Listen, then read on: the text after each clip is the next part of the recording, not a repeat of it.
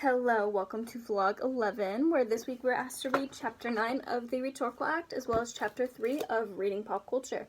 So to begin, Chapter 9 of the Rhetorical Act is titled Challenges Arising from the Subject and the Purpose. So to start off, the book explains that these challenges are arising because of the interrelationships between the audience and the issue. So the subject, the audience, is invited to consider, and the purpose and the response that the reader wishes to invoke from the audience. It's that interrelationship that causes these problems. So to begin explaining the subject-related challenges, the first one we're going to talk about is complexity, meaning that there's no first-hand experience or it's either too difficult to understand.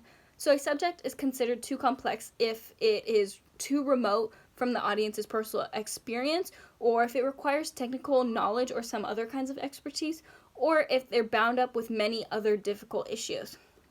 Oftentimes, audiences resist participation in rhetorical acts in which they have no impact in their ordinary lives, or they often feel comfortable with subjects demanding decisions that they don't feel competent to make, and they're usually overwhelmed by subjects with broad consequences. So an example of this is most foreign policies. For example, most Americans have not been to the Middle East, so Afghanistan, Syria, or Iran, so they feel uncomfortable making decisions about military or economic policies without experience or expertise on the subject.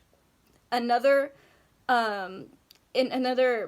example of complexity where the subject is too difficult to understand is global warming, because it's a complex subject that requires ecological knowledge with a broad ramification.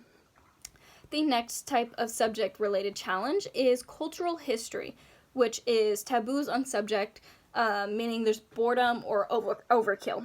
So it indicates that the obstacle's resistance comes from the ideas or concepts about the subject formed during past discussions in culture. So obstacles arising from cultural history include boredom or indifference owing to familiarity with existing arguments.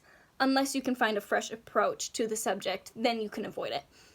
Another obstacle arising from cultural history is closed minds about political discussion of some taboo topics, conditioned responses to emotionally loaded subjects, and lastly, conflicts with cultural values. Next up, we're going to talk about the purpose-related challenges. So averting from the subject-related challenges to purpose-related challenges. And the first one we're going to talk about is cost, meaning that there's either too much time, money, or effort. So the greater the cost to the audience, the less likely chance that they'll do what the reader asks. The greater the time, energy, or commitments demanded by the purpose, the greater the resistance that you will face, and it is easier and faster. So, for example, it's easier and faster to write a check to a political candidate than to call all Democrats, Republicans, or Independents in a precinct. The next purpose-related challenge is control, so lack of enforcement. For example, the audience's perception that it has at least some ability to affect the outcome, whether those addressed believe they can affect changes. So challenges arise from when the audience feels that they have no control over the purpose.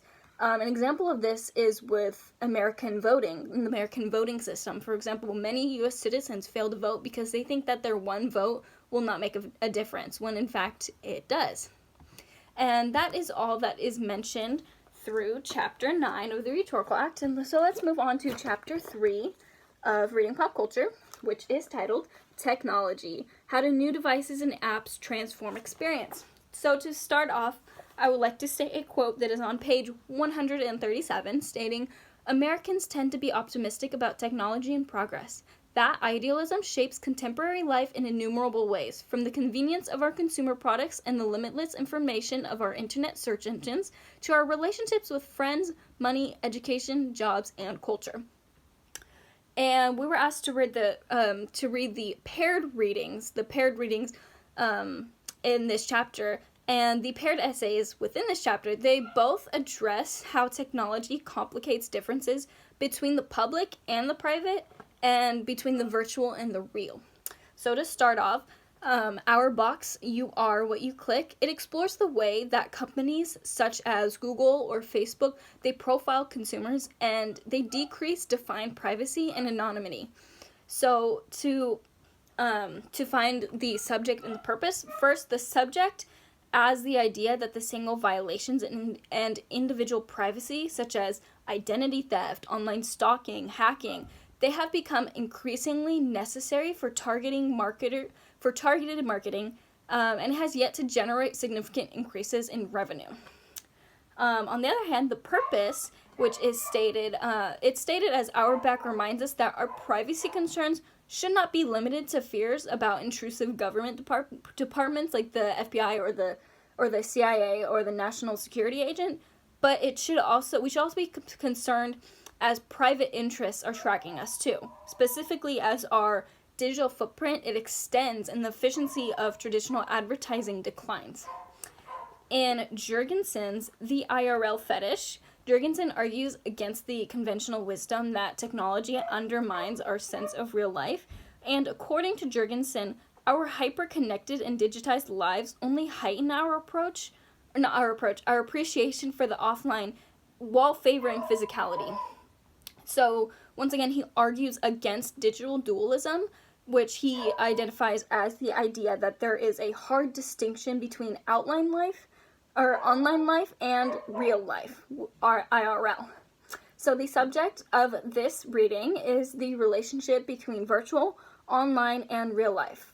And the purpose is defined as Jurgensen advises us to spend a moment of boredom without a glowing screen, perhaps while waiting in line at a grocery store, propel people into this American life-worthy self-exploration about how profound the experience was, to resist technological intrusions, and to aspire to consume less information by turning off your phones, logging off of social media, and learning to reconnect offline.